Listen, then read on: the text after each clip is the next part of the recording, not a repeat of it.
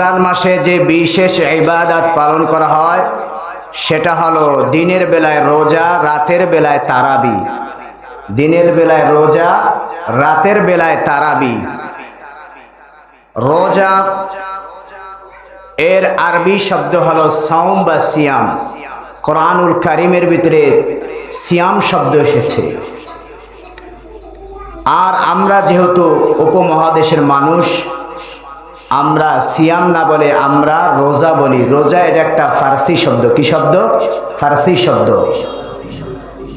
যাই হোক, যেরকম আল্লাহ পাক কোরআনে বলেছেন ওয়াকিমুস সালাত, তোমরা নামাজ পড়ো, আমরা সেটাকে বলে থাকি ফার্সিতে শব্দ আছে। আল্লাহ বলেছেন সালাত, আমরা বলি নামাজ। আমরা বলি কি? নামাজ। আমরা কি কেউ সালাত বলি? আমরা বলি নামাজ পড়তে হাঁটো, নামাজে চলো। তো রমাদান শব্দের অর্থ হলো জ্বালিয়ে দেওয়া, শেষ করে দেওয়া। এই মাসে আল্লাহ পাক অসংখ্য মানুষকে তার গুনাহ মাফ করে দিয়ে আল্লাহ পাক তাকে জান্নাতবাসী করে দেন। মানে সুবহানাল্লাহ। এই জন্য রমাদানকে রমাদান বলা হয়। আর সিয়াম শব্দের অর্থ হলো বিরত থাকা। সিয়াম শব্দের অর্থ কি? বিরত থাকা। সিয়াম শব্দের আবিধানিক অর্থ হলো সুবেহ সাদেক থেকে নিয়া সূর্য অস্ত যাওয়ার আগ পর্যন্ত আল্লাহর নির্দেশে, আল্লাহর হুকুমে পানাহার করা এবং স্ত্রীর সহবাস থেকে বিরত থাকার নামই হলো সিয়াম। এর নামে কি? সিয়াম। আল্লাহ রাব্বুল আলামিন কোরআনুল কারীমের ভিতরে আল্লাহ রাব্বুল আলামিন বলেছেন কুলু ওয়াশরাবু, তোমরা খাও এবং পান করো। আল্লাহ বলেছেন তোমরা খাও এবং পান করো। খাওয়া এবং পান করা এটা কার আদেশ? আল্লাহর আদেশ। আল্লাহ আদেশ করেছেন, আমরা খাচ্ছি। আবার ওই মহান রব্বুল আলামিন বিশেষ একটা সময়ে, নির্দিষ্ট সময়ে, নির্দিষ্ট দিনে আল্লাহ ওই খাদ্যকে আবার খেতে নিষেধ করেছেন। যেই সময়টা নিষেধ করেছেন সেই সময়টার নামই হলো রোজা। সেই সময় নাম কি? রোজা। খাওয়া আল্লাহর আদেশ, আবার আল্লাহ খাওয়া থেকে নিষেধ করেছেন, এটাও কার আদেশ? আল্লাহর আদেশ। তাহলে রাসূলুল্লাহ সাল্লাল্লাহু আলাইহি ওয়াসাল্লাম বলিয়াছেন তোমরা, আল্লাহ খেতে বলেছেন আবার আল্লাহ খেতে নিষেধ করেছেন, এটা হলো কার আদেশ? আল্লাহর আদেশ। তাহলে আল্লাহ কেন আদেশ করেছেন, কি উদ্দেশ্যে আদেশ করেছেন, সেই সম্পর্কে আল্লাহ রাব্বুল আলামিন পবিত্র কালামুল্লাহ শরীফের সূরাতুল বাকারা, কোরআনের প্রথম যে সূরা, সেই সূরার নাম কি? সূরাতুল বাকারা। আল্লাহ রাব্বুল আলামিন পবিত্র কোরআনের সূরা বাকারার 183 নং আয়াতের ভিতরে আল্লাহ রাব্বুল আলামিন স্পষ্টভাবে বলেছেন, আমি কেন তোমাদেরকে দিনের বেলায় নির্দিষ্ট একটা মাস খেতে নিষেধ করেছি। আল্লাহ রাব্বুল আলামিন বলেন, ইয়া আইয়ুহাল্লাযীনা আমানু কুতিবা আলাইকুমুস সিয়াম কামা কুতিবা আলাল্লাযীনা মিন ক্বাবলিকুম লাআল্লাকুম তাত্তাকুন। আল্লাহ রাব্বুল আলামিন পবিত্র কালামুল্লাহ শরীফের ভিতরে বলেছেন, ইয়া আইয়ুহাল্লাযীনা আমানু, হে ঈমানওয়ালাগণ, হে আমার রাসূলের উম্মত, হে আমার বান্দা, কুতিবা আলাইকুমুস সিয়াম, আমি তোমাদের প্রতি সিয়ামকে ফরজ করেছি। কামা কুতিবা আলাল্লাযীনা মিন ক্বাবলিকুম, যেভাবে তোমাদের পূর্ববর্তীর উপরে আমি সিয়ামকে ফরজ করেছিলাম।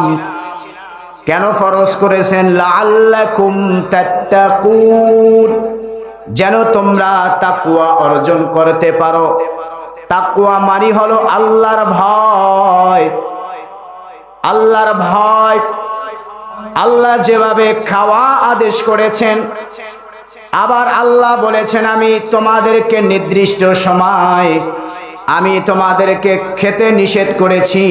এই আদেশটা হলো কার? আল্লাহ বলেন ওই আদেশ পালনার্থে তোমাদের ভিতরে আল্লাহর ভয়, ওই আল্লাহর ভয় ঢুকানোর জন্য আল্লাহ পাক পরীক্ষা করানোর জন্যই আল্লাহ বলতেছেন তোমরা খাও। আবার আমি আল্লাহ বিরত থাকার জন্য বলেছি। কোন বান্দা আমার আল্লাহ পাকের আদেশ মানে সেটাই আমি আল্লাহ দেখতেছি। সুবহানাল্লাহ। আল্লাহ বলতেছেন আমি বান্দার আমার কথা বান্দা কতটুকু মানে সেই সেই আল্লাহর আদেশ মানাটা, আল্লাহর সেই ভয়টা বান্দার ভিতরে প্রবেশ করার জন্যই আল্লাহ পাক দিনের বেলা রমজানুল মুবারককে ফরজ করেছেন। আল্লাহ রাব্বুল আলামিন বলেন এ বান্দা তোমরা শুধু ভয় পেও না, আমি শুধু তোমাদের উপরে রোজাকে ফরজ করেছি এরকম নয়, বরং তোমাদের পূর্বে যত নবী রাসূল এসেছেন, যত মানুষ এসেছেন, আমি আল্লাহ তাদের প্রতি রোজাকে ফরজ করেছি। আমি শুধু তোমাদের প্রতি একা যে ফরজ করেছি এরকম নয়, বরং আমি তোমাদের আগে যারাও এসেছিলেন মিন ক্বাবলিকুম লাআল্লাকুম তাত্তাকুন, আল্লাহ বলেন তোমাদের পূর্বে যারা অতিবাহিত হয়েছেন আমি আল্লাহ তাদের প্রতি রোজাকে কি করেছিলাম? ফরজ করেছিলাম। সুতরাং এখানে ভয় পাওয়ার কিছু নাই, এখানে ভয় পাওয়ার কিছু নাই। তোমাদের প্রতি শুধু নয়, বরং পূর্ববর্তী যারা আছেন তাদের প্রতি আমি রোজাকে কি করেছি? ফরজ করেছি। আল্লাহ রাব্বুল আলামিন রোজাকে ফরজ করেছেন তাকওয়া অর্জন করার জন্য। আল্লাহর ভয়, আল্লাহর ভয় কারা অর্জন করতে পারবে? আল্লাহ সেই কথাই বলেছেন ইয়া আইয়ুহাল্লাযীনা আমানু, আল্লাহর হুকুম একমাত্র মানবে তারা যারা আল্লাহর মুমিন। যারা কি? আল্লাহর মুমিন, যারা নিজেকে আল্লাহর সৃষ্টি বলে দাবি করে, যারা বলে আমি আল্লাহকে রব বলে মানি, আমার জীবনের সব ক্ষেত্রে আমি আমার পালনকর্তার সব হুকুম মানি, আমার মালিককে ভয় করি, যারা আমার মালিকের প্রতি বিশ্বাস করে তারাই আমার হুকুম মানবে। তারাই আমার হুকুম কি? তারাই আমার হুকুম মানবে, একমাত্র মুমিনরা। কারণ পৃথিবীর ভিতরে অসংখ্য মুসলমান থাকবে, পৃথিবীর ভিতরে অনেক মুসলমান যারা থাকবে তারা সকলে আল্লাহর হুকুমকে মানবে এরকম নয়। কিছু মুসলমান থাকবে যারা আল্লাহর হুকুমকে মানবে না, আল্লাহর হুকুমের অমান্য করবে, এরকম মুসলমানও পৃথিবীর ভিতরে থাকবে। ঠিক কিনা? এরকম মুসলমান থাকবে কিন্তু মুমিনরা থাকতে পারে না। মুসলমান থাকবে কিন্তু মুমিনরা আল্লাহর হুকুমের বাইরে যেতে পারে না। আল্লাহ বলেছেন তোমরা খাও, তবে দিলের বেলা নয়। এই আদেশ কার? এ জোরে বলেন এই আদেশ কার? আল্লাহর আদেশ। আল্লাহ খেতে নিষেধ করেছেন, আল্লাহর হুকুম। সুতরাং যে বান্দা না মানে সেই বান্দা সরাসরি কার বিদ্রোহ করতেছে? জোরে বলেন কার? আল্লাহর হুকুমের বিদ্রোহ করতেছে, আল্লাহর হুকুম অমান্য করে। যারা আল্লাহর হুকুম অমান্য করে তারা কোনোদিন মুমিন বান্দা হতে পারে না। ঠিক কিনা? তারা কোনোদিন মুমিন বান্দা হতে পারে না। মুমিন বান্দা তো তারাই যারা কার কথা মানবে? আল্লাহর কথা মানবে। আল্লাহর সমস্ত আইনের সামনে যার মাথাকে ঝুঁকিয়ে দিবেন তিনি হলেন মুমিন বান্দা। তিনি কি? মুমিন বান্দা। সুতরাং আল্লাহ রাব্বুল আলামিন বলেছেন ইয়া আইয়ুহাল্লাযীনা আমানু কুতিবা আলাইকুমুস সিয়াম কামা কুতিবা আলাল্লাযীনা মিন ক্বাবলিকুম লাআল্লাকুম তাত্তাকুন। আল্লাহ রাব্বুল আলামিন বলে যারা দুনিয়ার ভিতরে মুমিন সাজবে, যারা দুনিয়ার ভিতরে মুমিন, যারা ঈমানওয়ালা, তার মালিকের যে আদেশ করুক না কেন, তার মালিকের হুকুম তারা পুঙ্খানুপুঙ্খানু আদায় করে ছাড়বে। মুমিন বান্দা ছাড়া কেউ আল্লাহর হুকুম মানতে পারবে না। কারণ আল্লাহ খাওয়ার আদেশ করেছেন, মুমিন বান্দারা খায়, আবার যখন তার মালিক নিষেধ করেছেন মুমিন বান্দা তার নিষেধ মেনে চলে, তার নিষেধ মেনে চলে। তাহলে আল্লাহ পাক বান্দাকে পরীক্ষা করার জন্য একটা মাস তিনি বান্দাকে পরীক্ষা করার জন্য আল্লাহ পাক বান্দার উপরে দিয়েছেন যে বান্দা আমার কতটুকু কথা মানে। তাহলে রমজানুল কারীম হলো কার মাস? আল্লাহর মাস। এই মাসের প্রতিদান দিবেন কে? আল্লাহ রাব্বুল আলামিন এই মাসের প্রতিদান দিবেন। আল্লাহ রাব্বুল আলামিন এই রমজানুল কারীম আল্লাহ পাক এমনি দেয় নাই, বরং আল্লাহ পাক বান্দাকে 11টা মাস কিভাবে চলবেন, বান্দা কিভাবে তার 11টা মাস কাটাবেন আল্লাহ পাক ট্রেনিং এর জন্য আল্লাহ পাক মুমিনদের উপরে রোজাকে ফরজ করেছেন। রোজা হলো মুমিনদের জন্য ট্রেনিং স্বরূপ। কি স্বরূপ? ট্রেনিং স্বরূপ। রোজা হলো মুমিনদের ট্রেনিং। এই ট্রেনিং এ যে উত্তীর্ণ হবে তাকে বিজয় করে দিবেন কে? আল্লাহ পাক তাকেই বিজয় করে দিবেন। এটা হলো মুমিনদের ট্রেনিং। সুতরাং এই ট্রেনিং মুমিনরা তাদের সর্বোচ্চ ব্যয় যখন করবেন আল্লাহ পাক তাদের জন্য পুরস্কার রেখে দিবেন। আল্লাহ রাব্বুল আলামিন মুমিন বান্দাদের জন্য যখন আল্লাহর মাসকে যখন মুমিন বান্দারা সম্মান করবে, ওই মুমিন বান্দার সম্মান করবেন কে? আল্লাহ পাক ওই মুমিন বান্দার সম্মান করে দিবেন। আল্লাহ পাকের এই সম্মানিত মাসকে অনেক মুমিন আছে, অনেক মুসলমান আছে যারা আল্লাহর হুকুমকে অমান্য করে চলে, আল্লাহর হুকুমকে বৃদ্ধাঙ্গুলি চলিয়ে। এই জমিনের ভিতরে অনেক মানুষ আছে, মুসলমান আছে যারা দেখবেন রমজান বেলা ও দিনের বেলা হেঁটে হেঁটে খেতেছে, ঠিক কিনা? যারা মুমিন, যারা মুসলমান দাবি করে তারা প্রকাশ্যে আল্লাহর নিষেধের ভিতরে তারা প্রকাশ্যে খেতে বেড়ায়। এর মানে হলো সে আল্লাহর আইনকে বৃদ্ধাঙ্গুলি দেখিয়ে চলতেছে, ঠিক কিনা? কারণ আল্লাহ নিষেধ করেছেন আর সে প্রকাশ্যে খাচ্ছে। এর মানে হলো কি? এর মানে হলো সে আল্লাহর আইনের কোনো তোয়াক্কা করে না, সে আল্লাহর বিধানকে তোয়াক্কা করে না। আর যে আল্লাহর বিধানকে তোয়াক্কা করে না তার প্রতিশোধ নেন কে? অনেক মুমিন বান্দা দেখবেন আল্লাহ বলেছেন তাকওয়া অর্জন করার জন্য আমি রমজানুল মুবারককে আল্লাহ পাক ফরজ করেছেন।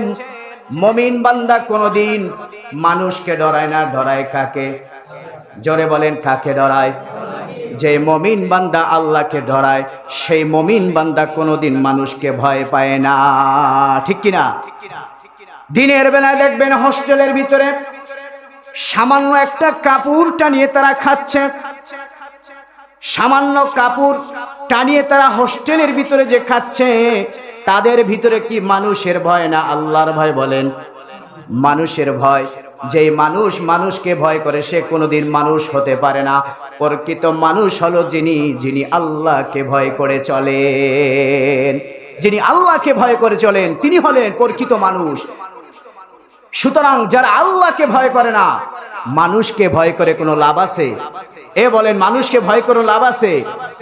আপনি সামান্য একটা পর্দা টানিয়ে খাচ্ছেন, আপনার ভিতরে যে মালিকের ভয় নাই, আপনার ভিতরে যে আল্লাহর ভয় নাই, মানুষের ভয়, কিয়ামতের ময়দানে আপনি মানুষের ভয়ে কিছু করতে পারবেন না। আপনার ভিতরে থাকা উচিত ছিল কার ভয়? আল্লাহর ভয় থাকা উচিত ছিল। রমজান মাসের ভিতরে আল্লাহ পাক যেভাবে একজন মানুষ আর একজন মানুষকে সাহায্য সহযোগিতা করলে সওয়াব পাওয়া যায়, সেভাবে রোজা ভাঙ্গা ব্যক্তিকে সাহায্য করলে সেভাবেই গুনাহ হয়ে থাকে, সেভাবেই গুনাহ হয়ে থাকে। যারা হোস্টেলে, যারা চার দোকানে, যারা পর্দা টানিয়ে একজন ভোজদারকে খাওয়াবে, সে যদি রোজাও থাকে ওই ভোজদারকে খাওয়ার কারণে সে যতটা গুনাহ করবে ততটা গুনাহ তার আমলনামার ভিতরে যাবে।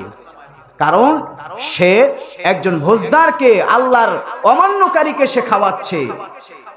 ঠিক তেমনি ভাবে কোন স্বামী যদি রোজা না থাকে, ইসলামের আইনে যার প্রতি রোজা শিথিলতা আছে তার ক্ষেত্রে ভিন্ন, কিন্তু যিনি আকেল বালেগ সুস্থ এরকম একজন নারী যদি কোনো স্বামীকে যদি রমজান মাসে পাক করে খাওয়ায়, তাহলে ওই স্বামীকে খাওয়ার কারণে, আল্লাহর হুকুম অমান্য করার কারণে তার আমল নামায় যেই গুনাহ হবে ওই নারীর আমল নামায় একই গুনাহ হবে, একই গুনাহ হবে। কারণ সে সুস্থ সবল, সে আল্লাহর হুকুম মানতে পারে, সেই সক্ষমতা আছে। তারপরও সে আল্লাহর বিধানগুলি দেখে আল্লাহর হুকুমকে মেনে সে খাচ্ছে। তাহলে আল্লাহ রাব্বুল আলামিনের যে আল্লাহ পাকের হুকুমকে সম্মান করবে, আল্লাহ পাকের হুকুমকে সম্মান করার কারণে যে আল্লাহ পাকের বিধান মানবে তার সম্মান কতটুকু থাকতে পারে চিন্তা করেন। কারণ রমজানুল কারীম হলো কার? আল্লাহ রাব্বুল আলামিনের কারণে। হাদিস শরীফের ভিতরে ঘটনা আছে, একজন ইহুদি ছিল, যে ইহুদি বাজার বেলা রমজান মাসে বাজারে যাচ্ছিল, সে বাজারের ভিতরে মুসলমানরা যেভাবে রোজা থাকে সেও নিজেকে রোজার সূরা ধারণ করেছে, সেও নিজেকে রোজাদার হিসাবে প্রকাশ করতেছে। কারণ রমজান মাসে মুসলমানরা রোজা থাকে, সে যদি বাজারে গিয়ে খায় তাহলে রোজাদারের কষ্ট হবে কিনা বলেন। এই জন্য সে বাজারে গিয়ে মুসলমানদের সূরা ধরেছে, রোজাদারের মতো মনে হচ্ছে। কিন্তু তার সন্তান বাজারে গিয়ে যখন কিছু খাচ্ছে তার ভিতরে অনেক রাগ আসছে, সন্তানের প্রতি অনেক রাগ। সন্তানকে একটা থাপ্পড় দিয়া বলতেছে, তুমি কি জানো না এখন রমজান মাস চলতেছে? তুমি যে বাজারে বসে খাচ্ছ এর দ্বারা তো মুমিন মুসলমানের কষ্ট হবে, কারণ তুমি তাদের সামনে খেলে তো তারা কষ্ট পাবে। সুতরাং তুমি কেন রমজান মাসে দিনের বেলা খাচ্ছ? আল্লাহ পাকের কি কুদরত!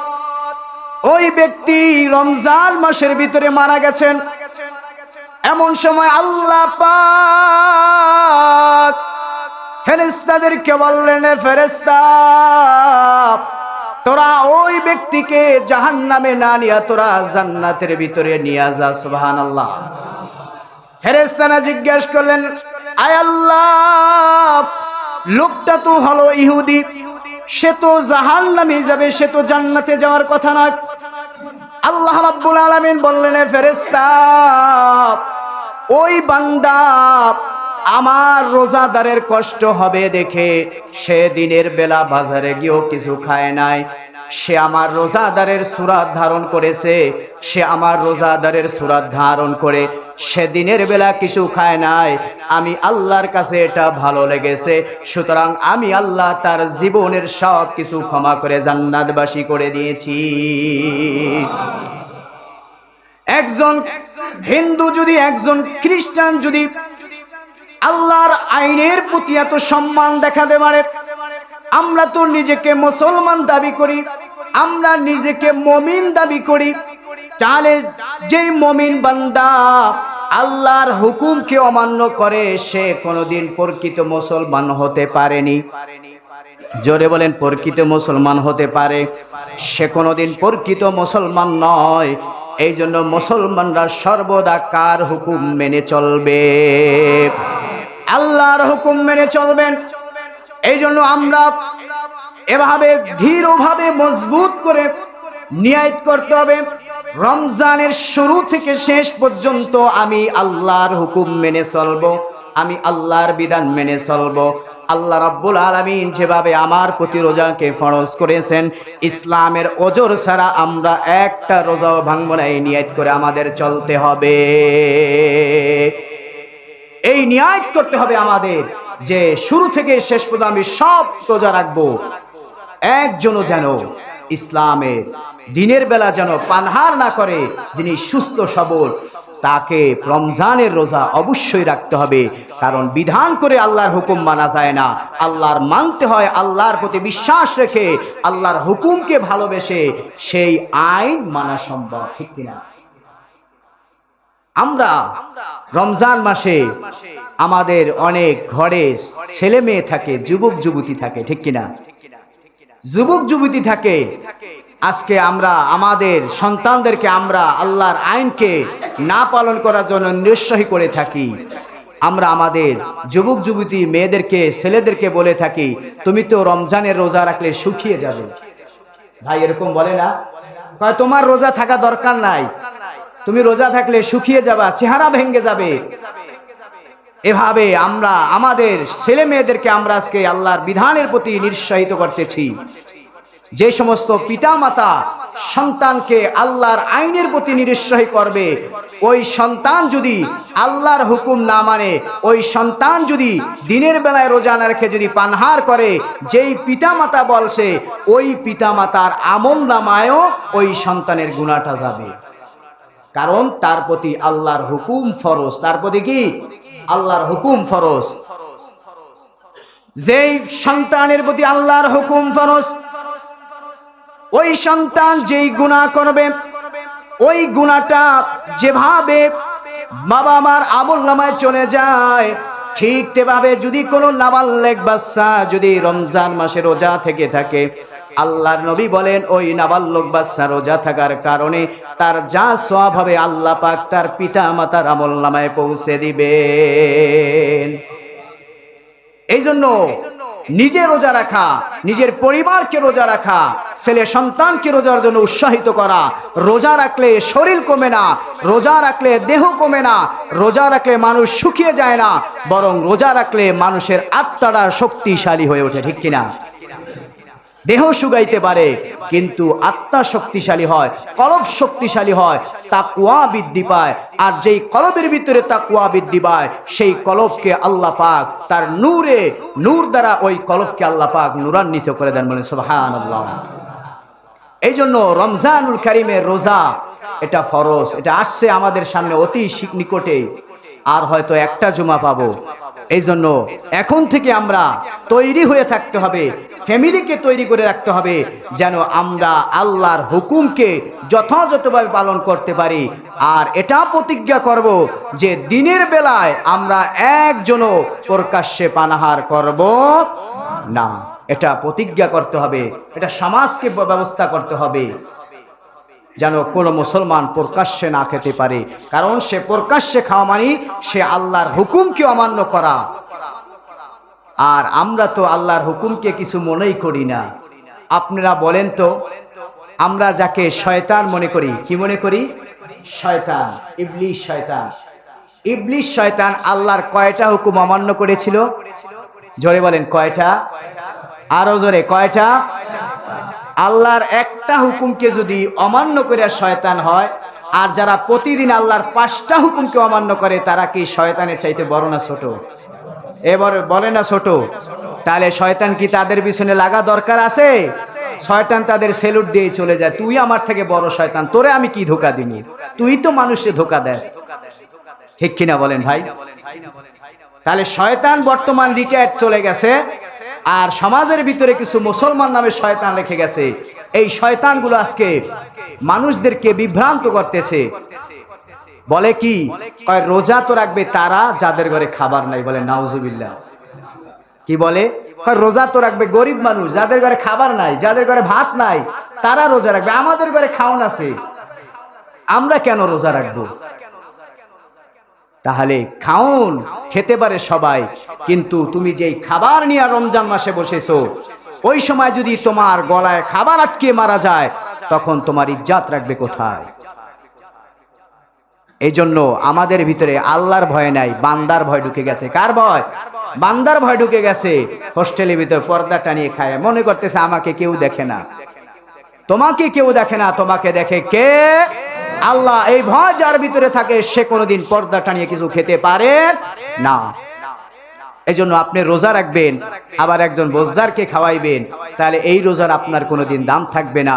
ওই রোজা দ্বারা আপনার তাকওয়া অর্জন হবে না। কারণ রোজার উদ্দেশ্যই হলো কি ভাই? তাকওয়া অর্জন। জোরে বলেন কি উদ্দেশ্য? তাকওয়া অর্জনই উদ্দেশ্য। তা আপনার তাকওয়াই যদি অর্জন না হয়, তাহলে আপনার রমজানের রোজাই ব্যর্থ। তাহলে রমজানের রোজাই কি? ব্যর্থ। এজন্য তাকওয়া এটা অনেক বড় একটা জিনিস। তাকওয়া মানে কি? আল্লাহর ভয়। তাকওয়া মানে কি? আল্লাহর ভয়। একটা মুমিন বান্দার ভিতরে, তার ভিতরে আল্লাহর ভয় থাকবে। আমাকে পৃথিবীর কেউ দেখে না, একমাত্র তিনি দেখেন, যিনি কে? আল্লাহ আমাকে দেখতেছেন। এই ভয় যার ভিতরে থাকবে, তাকে সমস্ত অশ্লীল কাজ থেকে, খারাপি কাজ থেকে সমস্ত মানুষকে হেফাজত করবে। এজন্য আল্লাহ পাক আমাদের সামনে রমজানুল মোবারক আসছে, এই জন্য আমরা 30টা রোজা ইনশাল্লাহ রাখার